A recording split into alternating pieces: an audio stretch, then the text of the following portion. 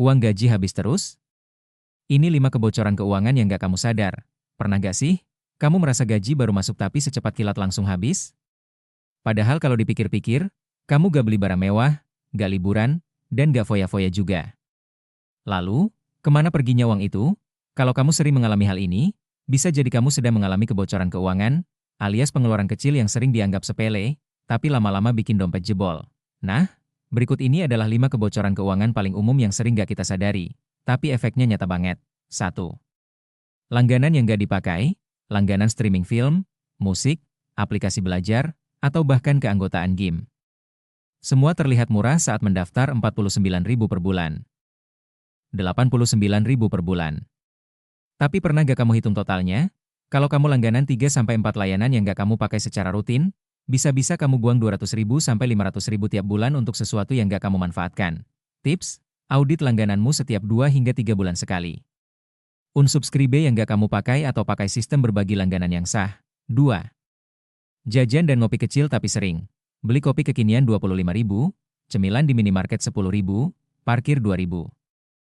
Terdengar kecil?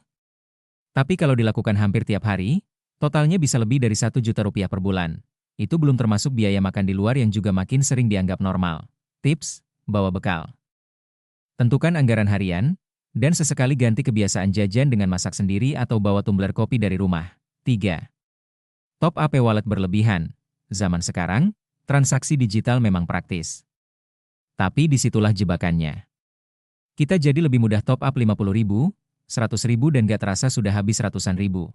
Karena gak kelihatan bentuk fisiknya, banyak orang gak sadar bahwa saldo e-wallet adalah uang nyata, bukan poin permainan.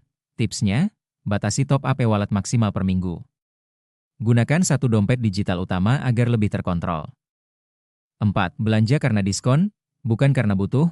Siapa yang gak tergoda flash sale pukul 11.11 atau pukul 12.12? Tapi belanja karena tergoda diskon, bukan karena memang perlu, adalah salah satu kebocoran paling umum. Kita jadi merasa hemat saat beli, tapi malah jadi boros karena barangnya gak kepakai. Tipsnya, tunda 1 atau 2 hari sebelum beli barang diskon. Kalau setelah itu kamu masih merasa butuh, baru beli. Kalau lupa, berarti gak penting. 5. Gak pernah catat pengeluaran, kamu gak bisa mengatur apa yang gak kamu ukur. Kalau kamu gak pernah mencatat pengeluaranmu, wajar aja kalau gaji terasa hilang tanpa jejak. Tanpa catatan, kamu gak akan tahu kalau ternyata kamu habiskan 800.000 cuma buat jajan dalam sebulan. Atau 1 juta untuk transportasi. Tipsnya, gunakan aplikasi catatan keuangan seperti Moneylover, Dompetku, atau cukup pakai Google Sheets. Mulai saja dari pengeluaran paling kecil. Uang bukan hanya soal besarannya, tapi cara mengelolanya. Seringkali, masalah keuangan bukan soal gaji yang kecil, tapi soal kebocoran kecil yang dibiarkan terus-menerus.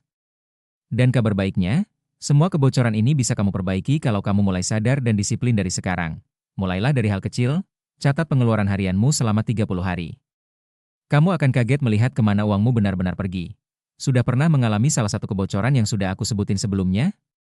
Ceritakan di kolom komentar. Jangan lupa bagikan video ini ke teman-temanmu supaya makin banyak orang yang bisa mengelola keuangan dengan lebih bijak.